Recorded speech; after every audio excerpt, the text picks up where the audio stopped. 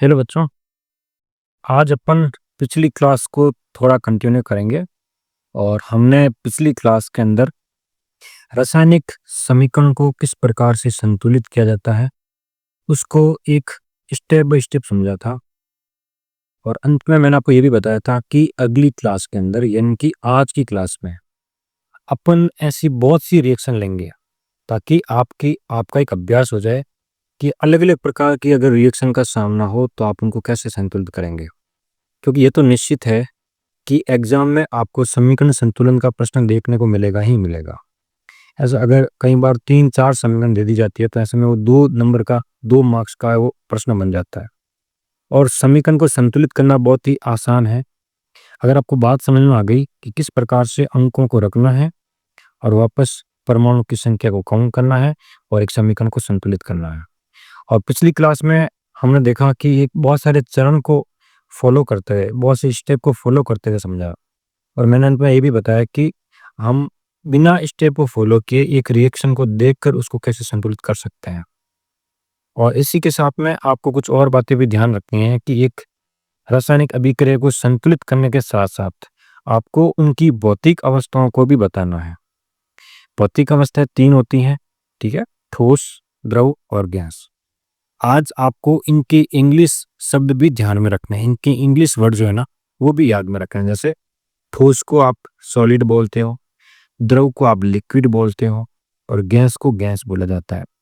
तो इनके S for solid, L for liquid और जी फॉर गैस।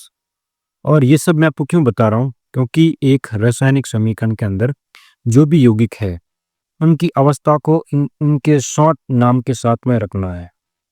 जैसा कि हमने पिछली क्लास के अंदर एक अभिक्रिया को संतुलित किया था, जो कि ये अभिक्रिया है। इसमें एक जो Fe है, Fe का मतलब होता है आयरन या फिर लोहा। इसकी अभिक्रिया एक जल के साथ में हो रही है और इसके परिणाम स्वरूप आपके सामने फेरिक ऑक्साइड बनता है और एक हाइड्रोजन गैस मुक्त होती है। ये एक सामान्य अभिक्रिया है, लेकिन इसमें ऐसा कुछ भी नहीं है कि आपको देखकर बता सकें इस अभिक्रिया के अंदर Fe क्या है, कौन सी अवस्था में है। ये जो H2O है वो जल है या फिर भाप है, क्योंकि जलवाष्प का फॉर्मूला भी H2O होता है। इसके अलावा ये जो बना है आपके सामने Fe3O4, वो कौन सी अवस्था में है, ये H2 कौन सी अवस्था में है। हो सकता है कि आपको पता हो, लेकिन एग्जामिनर को आपको बताना होगा कि ये कौन सी अवस्था में है। इसके लिए आपको 3 अल्फाबेट काम में लेने हैं, S, L और G। S का मतलब होता है सॉलिड, L का मतलब होता है लिक्विड और G का मतलब होता है गैस। एक और काम में लेना है AQ। AQ का मतलब होता है कि वो जो आपके पास में जो भी यौगिक है वो उसकी जलीय अवस्था के अंदर है, तो तब अपन AQ काम में लेंगे, ठीक है ना। तो चलिए इस अभिक्रिया की बात करते हैं कि आप ये क्या काम में ले रहे हो, Fe। तो Fe आपको पता है ये तत्व है, ये लोहा है। और लोहा कौन सी अवस्था में होता है, तो लोहा सॉलिड अवस्था में होता है, ठीक है। यहाँ पर आपको छोटा सा क्या लिखना है, S लिखना है। यहाँ आप लिखोगे S, S फॉर सॉलिड। फिर आगे है H2O। देखिए अगर हम बात करें नॉर्मली तो H2O अपन जल को बोलते हैं, लेकिन जल की 3 भौतिक अवस्थाएं होती हैं। जल ठोस अवस्था में होता है तो बर्फ होता है, द्रव अवस्था में वो जल होता है, जल वाष्प वाली अवस्था है वो गैस की अवस्था में है। और यहाँ पर ये जो H2O है वो जल वाष्प के रूप में है, तो अपन क्या लिखेंगे, G लिखेंगे। और यहाँ पर हो क्या रहा है मैं बता दूं कि इस यहाँ पर इस लोहे पर जंग लग रही है। और जंग जो लगती है ना, पानी के संपर्क में आने से नहीं लगती है, जलवाष्प के संपर्क में आने से लगती है, ठीक है ना। तो यहाँ पर ये गैस जिसमें जो H2O है वो जलवाष्प के रूप में, तो अपन जी लिखेंगे। और S फॉर सॉलिड, तो आयरन क्या है, सॉलिड है।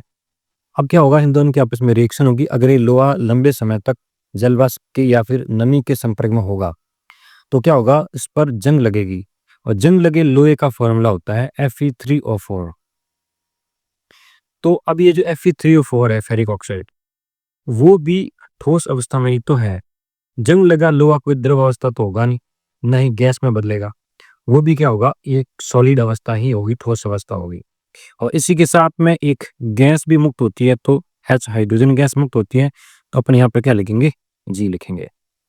तो इस प्रकार से एक रासायनिक समीकरण में उसकी भौतिक अवस्थाओं को भी साथ में दर्शाया जाता है। ये तो बात की हमने पिछली क्लास को कंप्लीट किया।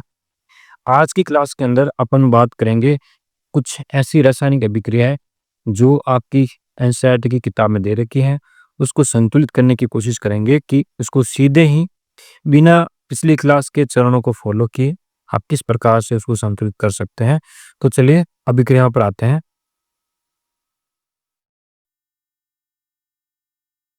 ये हमारे सामने कुछ अभिक्रिया है, उनको अपन संतुलित करने की कोशिश करेंगे। और देखिए, एक बार मैं कुछ बातों को वापस दोहराना चाहूंगा कि इस अभिक्रिया के अंदर ये जो अभिक्रिया में भाग लेते हैं उनको अपन अभिकारक बोलते हैं, और एक अभिक्रिया के अंदर जिन पदार्थों का निर्माण होता है उसको अपन उत्पाद बोलते हैं। अब अपन को करना क्या है, तो हमें अभिकारकों और उत्पाद के अंदर परमाणु की संख्या को समान करना है। ठीक है, और समान करने का तरीका हमने कुछ पिछली क्लास में देखा था कि आप एक टेबल बनाकर देख सकते हैं कि अभिकारक के अंदर एक पर्टिकुलर परमाणु की कितनी संख्या है और उत्पाद के अंदर एक पर्टिकुलर परमाणु की कितनी संख्या है। लेकिन अभी अपन सारणी नहीं बनाएंगे, सीधा ही देखेंगे। ठीक है ना।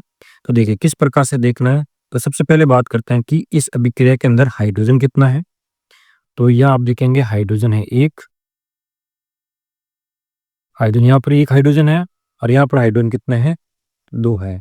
दो और एक, तीन हाइड्रोजन अभिकारक के अंदर है। उत्पाद में हाइड्रोजन चेक करते हैं तो उत्पाद के अंदर हाइड्रोजन है दो। तो यहाँ पर अपन इस तीन हाइड्रोजन को दो नहीं कर सकते, नहीं दो को क्या कर सकते हैं, तीन कर सकते हैं। तो आपको संख्या कुछ और बनानी होगी, आप संख्या को चार कर सकते हैं। ठीक है ना, मतलब हाइड्रोजन यहाँ पर तीन है ना, तो यहाँ पर अगर मैं दो लगा देता हूँ तब देखिए हाइड्रोजन कितने हो गए। तो हाइड्रोजन देखो होता क्या ना कि आगे मैंने लगाया दो और यहाँ पर हाइड्रोजन है एक, तो इस दो का इस एक के साथ में मल्टीप्लाई होगा। इस हाइड्रोजन कितने हो गए, दो हाइड्रोजन हो गए। यहाँ पर भी कितना हाइड्रोजन है, तो यहाँ पर भी हाइड्रोजन कितना है, दो है। यहाँ पर भी हाइड्रोजन दो है, तो टोटल हाइड्रोजन अभिकारक के अंदर हाइड्रोजन हो गए चार। उत्पाद के अंदर हाइड्रोजन कितने हैं, तो उत्पाद में हाइड्रोजन है दो। ठीक है ना, तो आगे मैं लगाता हूँ अगर दो, इस हाइड्रोजन के आगे मैंने दो लगाया है। और पिछली क्लास में मैंने आपको बताया था कि कोई भी अगर संख्या लगाते हैं तो इनके आगे ही लगानी है, पीछे बीच में कहीं नहीं लगानी। इसलिए हमने पिछली क्लास में एक ब्रैकेट बनाया था। तो ब्रैकेट बना सकते हैं, लेकिन ये समझने वाली बात है, मैं आपको बता रहा हूँ कि आपको इसके बीच में कुछ भी नहीं लिखना है। तो अभिकारकों के अंदर हाइड्रोजन हो गए चार, उत्पाद के अंदर भी हाइड्रोजन हो गए चार। चलिए आगे बढ़ते हैं। आपने आगे दो लगा दिया ना, आपने आगे लगाया है दो, क्यों लगाया, इस हाइड्रोजन को संतुलित करने के लिए। लेकिन ये इनका मल्टीप्लाई सिर्फ हाइड्रोजन के साथ में थोड़ी ना होगा, इसका मल्टीप्लाई इस नाइट्रोजन के साथ में भी होगा, इसका मल्टीप्लाई इस ऑक्सीजन के साथ में भी होगा। तो नाइट्रोजन भी कितने हो गए, नाइट्रोजन भी दो हो गए। ऑक्सीजन कितने हो गए, तो ऑक्सीजन थ्री टू जा सिक्स, ऑक्सीजन हो गए छः। तो अब देखना होगा आपको कि उत्पाद के अंदर भी ऑक्सीजन कितना है। पहले नाइट्रोजन की बात करते हैं। तो नाइट्रोजन एक था, आगे दो लगाने से नाइट्रोजन हो गए दो। अब देखते हैं कि उत्पाद के अंदर नाइट्रोजन कितने हैं। तो उत्पाद में नाइट्रोजन इतना है एक, लेकिन इस टोटल कोष्टक के बाहर दो रखा हुआ है ब्रैकेट के बाहर। इसका मतलब इस दो का मल्टीप्लाई इस एक से होगा और नाइट्रोजन कितने हो जाएंगे, दो हो जाएंगे। ठीक है ना। तो यहाँ पर नाइट्रोजन दो है और इधर भी नाइट्रोजन कितने हैं, दो है। चलिए ऑक्सीजन को काउंट करते हैं। यहाँ पर ऑक्सीजन है छः, देखो ऑक्सीजन तीन O3 और आगे लगा हुआ है दो, तो ऑक्सीजन हो गए छः। और इधर ऑक्सीजन कितने हो गए, ऑक्सीजन दो है, तो छः और दो कितने हैं, आठ। इधर ऑक्सीजन को चेक करते हैं, O3 और बाहर लगा हुआ है दो, तो हो गए छः। इन दोनों का गुणा हो गया छः, और आगे दो लगने से दो इंटू एक कितना हो गया, छः। छः, छः और दो आठ। ठीक है ना, ये हो गया तीन इंटू दो छः, और छः और दो कितने हो गए, आठ। आगे दो लगने से आठ हो गया। तो ऑक्सीजन दोनों और आठ आठ ऑक्सीजन है। तो हमारा हाइड्रोजन संतुलित है, ऑक्सीजन संतुलित है, नाइट्रोजन भी संतुलित है। अब कैल्शियम को चेक करते हैं। देखिए कैल्शियम है अपने अभिकारक के अंदर एक, उत्पाद के अंदर भी कैल्शियम कितना है, एक है। तो कुल मिला के पूरी रिएक्शन क्या हो गई, संतुलित हो गई। आपने किया क्या है, तो आपने अभिकारक में इस नाइट्रिक एसिड के आगे दो लगाया, इसकी वजह से पूरी समीकरण क्या हो गई, संतुलित। आगे बढ़ते हैं। हमारे सामने क्या है, कैल्शियम हाइड्रोक्साइड की अभिक्रिया कार्बन डाइऑक्साइड के साथ में हो रही है और इससे कैल्शियम कार्बोनेट और जल का निर्माण हो रहा है। तो चलिए चेक करते हैं। अभिकारक में कैल्शियम 1 है, उत्पाद में कैल्शियम 1 है। ऑक्सीजन कितने हैं, 2 और 2 4 है। इधर ऑक्सीजन 3 और 1 कितना है, 4 है। कार्बन 1 है, इधर भी कार्बन 1 है। ऑक्सीजन चेक हो गया, 2 और 2 4 है। इधर भी 3 और 1 4 है। मतलब ये अभिक्रिया पहले से ही संतुलित है, आपको इसको छेड़ने की आवश्यकता ही नहीं है। ठीक है ना, चलिए आगे बढ़ते हैं। यहाँ तीसरी अभिक्रिया को संतुलित कर रहे हैं जिसमें पोटेशियम ब्रोमाइड की अभिक्रिया बेरियम आयोडाइड से हो रही है और पोटेशियम आयोडाइड और बेरियम ब्रोमाइड का निर्माण हो रहा है। चलिए सबसे पहले शुरुआत से ही शुरू करते हैं। पोटेशियम 1 है, इधर पोटेशियम 1 है। ब्रोमीन 1 है, इधर ब्रोमीन 2 है। तो इस ब्रोमीन को भी क्या करना पड़ेगा, 2, और इसके लिए मैं आगे लगाऊंगा 2। तो ब्रोमीन हो गए 2 और यहाँ पर भी ब्रोमीन कितने हैं, 2। लेकिन आपने आगे 2 लगाया है ना, तो मैं 2 लगा देता हूँ। ये मैंने 2 लगाया है। क्यों लगाया है, मुझे ब्रोमीन इधर 2 है उत्पाद में, तो इधर भी ब्रोमीन को क्या करना था, 2 करना था। तो मैंने आगे लगाया 2, तो ब्रोमीन 2 हो गए। लेकिन अब पोटेशियम भी तो 2 हो गए ना, आगे 2 लगाने से ये पोटेशियम हो गए 2, ये पोटेशियम भी 2 हो गया। तो आपको उत्पाद के अंदर भी पोटेशियम 2 करना पड़ेगा। तो आगे मैं क्या लगाऊंगा, 2, तब पोटेशियम कितने होंगे, 2। लेकिन आयोडीन भी तो कितने हो गए, 2 हो गए ना, आगे 2 लगाने से आयोडीन भी 2 हो गए। अब यहाँ पर भी आयोडीन कितना है, 2 है पहले से, मतलब आप संतुलित कर चुके हैं इसको। बेरियम 1 है, बेरियम 1 है। इस प्रकार से ये अभिक्रिया संतुलित हो चुकी है। वापस से चेक करते हैं। पोटेशियम 2, पोटेशियम 2, ब्रोमीन 2, इधर भी ब्रोमीन 2, बेरियम 1, बेरियम 1, आयोडीन 2, तो आयोडीन 1 है, आगे 2 लगाने से 2 हो गया। इस प्रकार से एक समीकरण संतुलित होती है। अगली अभिक्रिया को देखते हैं। देखिए सोडियम आपके पास में 1 है, इधर सोडियम 2 है। तो यहाँ पर आप क्या करेंगे, आगे लगाएंगे 2, तो सोडियम हो चुके हैं 2। ऑक्सीजन को चेक करते हैं। ऑक्सीजन है, 2 लगाने से ऑक्सीजन कितना हो गया, यहाँ पर ये ऑक्सीजन हो गया 2 और यहाँ पर ऑक्सीजन है 4। इधर ऑक्सीजन कितना है, 4, और इधर है 1, तो आगे आप क्या लगाओगे, 2। तो ऑक्सीजन कितने हो गए, ये 4 और आगे मैंने 2 लगाया, तो ये हो गया 2। तो 4 और 2 6 ऑक्सीजन है। इधर ऑक्सीजन कितना हो गया, 6। अब आगे बढ़ते हैं। हाइड्रोजन इधर कितने हैं, 2, क्योंकि मैंने आगे 2 लगाया है ना, तो हाइड्रोजन हो गया 2 और इधर हाइड्रोजन क्या है, 2। तो टोटल हाइड्रोजन हो गए 4 और उत्पाद के अंदर भी हाइड्रोजन कितने हो गए, 4। ऑक्सीजन काउंट करते हैं, 4 और 2 6, इधर भी 4 और 2 6, सोडियम 2, सोडियम 2। देखिए अभिक्रिया संतुलित हो चुकी है। देखिए आपको एक बात का ध्यान रखना है इसमें, आप अभिक्रिया संतुलित करने के लिए आपको एक एक परमाणु को ही देखना है और कोशिश आप ये कर सकते हैं। दूसरा तरीका ये है कि जैसा कि हमने चरण के अंदर देखा था कि जिनकी संख्या सबसे अधिक है वहां से भी कर सकते हैं। दूसरा, ऐसा जरूरी भी नहीं है, आप एक एक परमाणु को सबसे आगे से शुरू कर सकते हैं। इससे क्या होगा, आप कंप्लीट करते हुए चलेंगे। जैसे मैंने यहाँ से शुरू किया, मैंने पहले देखा सोडियम कितना है, तो सोडियम 1 था, इधर सोडियम 2 है, तो मैंने आगे 2 लगा दिया, सोडियम 2 हो गए। इस तरह से आप एक एक कदम आगे बढ़ाकर भी कर सकते हैं, इसमें गलती होने की संभावना कम रहेगी। कई बार क्या होता है कि अभिक्रिया संतुलन करने के चक्कर में वो ज्यादा असंतुलित हो जाती है। तो इस बात का भी आपको ध्यान रखना है कि आप बहुत ही ध्यान रखते हुए धीरे धीरे कुछ अंकों को रखते हुए समीकरण को संतुलित करना है, ठीक है ना। और कुछ अंक रखने से ही पूरी अभिक्रिया संतुलित हो जाती है। अगली रिएक्शन हमारे सामने है कि बेरियम क्लोराइड की अभिक्रिया H2SO4 यानी कि सल्फ्यूरिक एसिड के साथ में हो रही है। आपको बेरियम सल्फेट और हाइड्रोक्लोरिक एसिड मिल रहा है, ठीक है। तो देखिए शुरुआत से शुरू करते हैं। आपके पास में बेरियम इधर 1 है, इधर बेरियम 1 है, अच्छी बात है, आगे बढ़ते हैं। क्लोरीन यहाँ पर 2 है, क्लोरीन यहाँ पर 1 है, तो इसको भी क्या करना पड़ेगा, 2। इसके लिए मैं आगे क्या लगाऊंगा, 2। चलो अब यहीं से असंतुलन जो हुआ है उसी को पकड़ते हैं और उसको पहले संतुलित करते हैं।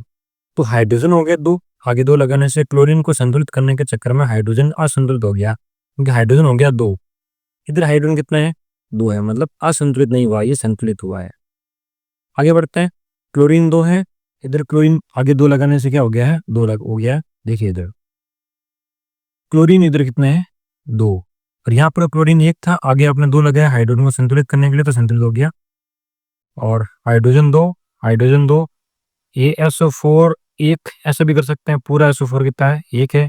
इधर भी पूरा सल्फर कितना है, 1 है। तो ये समीकरण संतुलित हो चुकी है बहुत ही आसानी से और बहुत ही आसान तरीके से। आपने कुछ नहीं किया है, HCl के आगे आपने 2 लगाया है तो पूरी अभिक्रिया संतुलित हो गई। आगे बढ़ते हैं। जिंक की अभिक्रिया। जिंक एक धातु है जिसकी अभिक्रिया एक सिल्वर नाइट्रेट के साथ हो रही है। तो ये दोनों अभिकारक हैं और आपके सामने उत्पाद के रूप में एक जिंक नाइट्रेट मिल रहा है और साथ में ये जो सिल्वर है वो बाहर निकल रहा है। ठीक है ना। तो यहाँ पर बीच में प्लस करना था, ये प्लस का साइन है। अब देखिए शुरुआत से शुरू करते हैं। जिंक 1 है, इधर भी जिंक 1 है, सिल्वर 1 है तो सिल्वर 1 है, नाइट्रोजन 1 है तो यहाँ पर नाइट्रोजन कितना है, 2 है। नाइट्रोजन 1 था लेकिन कोष्टक के बाद 2 है तो 2 का मल्टीप्लाई इन दोनों के साथ में होगा तो नाइट्रोजन हो गया 2। तो आपको इधर भी क्या करना पड़ेगा, आगे 2 लगाना पड़ेगा क्योंकि आपको नाइट्रोजन को 2 करना है। आगे 2 लगाया लेकिन नाइट्रोजन तो 2 हो गए, लेकिन सिल्वर कितना हो गया बेटा, सिल्वर आगे 2 लगाने से सिल्वर 2 हो गया है, इधर सिल्वर है 1 तो आप आगे क्या लगाओगे, 2। अब देखिए ऑक्सीजन कितना हो गया, आगे 2 लगाया है तो ऑक्सीजन हो गया 6। देखिए 2 × 3 कितना हो गया, ऑक्सीजन 6 हो गया। अब देखिए कि उत्पाद के अंदर ऑक्सीजन कितना है, तो उत्पाद में भी ऑक्सीजन कितना है, 3 × 6 है। पूर्ण रूप से संतुलित हो चुकी है। ठीक है ना। तो जिंक 1, सिल्वर 2, नाइट्रोजन 1 और नाइट्रोजन 2 है ना, 2 लग गया, नाइट्रोजन 2 तो नाइट्रोजन 2 और ऑक्सीजन 6, इधर भी ऑक्सीजन 6, संतुलित अभिक्रिया हो गई। आगे बढ़ते हैं। यहाँ पर बेरियम क्लोराइड की अभिक्रिया पोटेशियम सल्फेट के साथ में हो रही है और बेरियम सल्फेट और पोटेशियम क्लोराइड बन रहा है। तो देखिए बेरियम 1 है, इधर भी बेरियम 1 है, क्लोरीन 2 है तो क्लोरीन 1 है तो आगे लगाया 2, क्लोरीन 2 हो गया। अब पोटेशियम भी 2 हो गया, इधर भी पोटेशियम कितना है, 2 है, पोटेशियम 2 हो गया तो पोटेशियम 2 है। सल्फर 1 है तो सल्फर 1 है, ऑक्सीजन 4 है तो ऑक्सीजन 4 है। अभिक्रिया संतुलित है। मैं थोड़ा फास्ट चलूंगा, ठीक है ना। अभी आपने बहुत सारी रिएक्शन देखी है तो मेरे हिसाब से अब इतना समय देने की आवश्यकता नहीं है। देखिए ये भी अभिक्रिया मुझे ऐसा लग रहा है कि संतुलित है। कैसे, जिंक 1 है, जिंक 1 है, कार्बन 1 है, कार्बन 1 है, ऑक्सीजन 3 है, ऑक्सीजन 1 और 2 कितने हो गए, 3 हो गए। ठीक है। तो ये अभिक्रिया को आपको छेड़ने की आवश्यकता नहीं है। यहाँ पर हाइड्रोजन 2 है, हाइड्रोजन 1 है, क्लोरीन 2 है, क्लोरीन 1 है। तो यहाँ पर आप एक तीर से 2 निशाने लगा सकते हैं। कैसे, आपने आगे लगाया 2 तो हाइड्रोजन भी 2, क्लोरीन भी 2, हाइड्रोजन 2, क्लोरीन 2, हो गया अभिक्रिया संतुलित बहुत ही आसानी से। आगे बढ़ते हैं। आपके सामने सोडियम क्लोराइड की अभिक्रिया सिल्वर नाइट्रेट से हो रही है। सोडियम क्लोराइड की अभिक्रिया सिल्वर नाइट्रेट से हो रही है और सोडियम नाइट्रेट और सिल्वर क्लोराइड प्राप्त हो रहा है। चलिए शुरू करते हैं अपना काम। सोडियम 1 है, सोडियम 1 है, क्लोरीन 1 है, क्लोरीन 1 है, सिल्वर 1 है, इधर सिल्वर 1 है, नाइट्रोजन 1 है, नाइट्रोजन 1 है, ऑक्सीजन 3 है, ऑक्सीजन 3 है तो अभिक्रिया संतुलित है। ठीक है ना। एल्यूमिनियम की अभिक्रिया कॉपर क्लोराइड के साथ में हो रही है और इससे एल्यूमिनियम क्लोराइड और कॉपर प्राप्त हो रहा है। तो एल्यूमिनियम 1 है, इधर एल्यूमिनियम 1 है, कॉपर 1 है, कॉपर 1 है, क्लोरीन 2 है, क्लोरीन 3 है, हो गई गड़बड़। तो ना तो इसको 3 बना सकते हो, ना इसको 2 बना सकते हो, तो इसको 6 बना सकते हैं। तो यहाँ मैं लिखूंगा 3 तो क्लोरीन हो गए 6, इधर मैं लिखूंगा 2 तो क्लोरीन हो गया 6। अब गड़बड़ ये हुई कि एल्यूमिनियम हो गए 2, इधर एल्यूमिनियम है 1 तो ये हो गया एल्यूमिनियम 2, कॉपर हो गया 3, इधर कॉपर है 1 तो ये हो गया बेटा कॉपर 3। मजा आ रहा है ना। तो इस तरह से एक समीकरण को संतुलित कर सकते हैं और अपने कुछ एग्जाम्पल लिए हैं और इसकी अगली क्लास है जिसमें अपन रासायनिक अभिक्रियाओं के प्रकार की बात करेंगे और उसके साथ साथ जो भी अभिक्रिया होगी उन सबको संतुलित करते हुए चलेंगे। ठीक है। Thank you.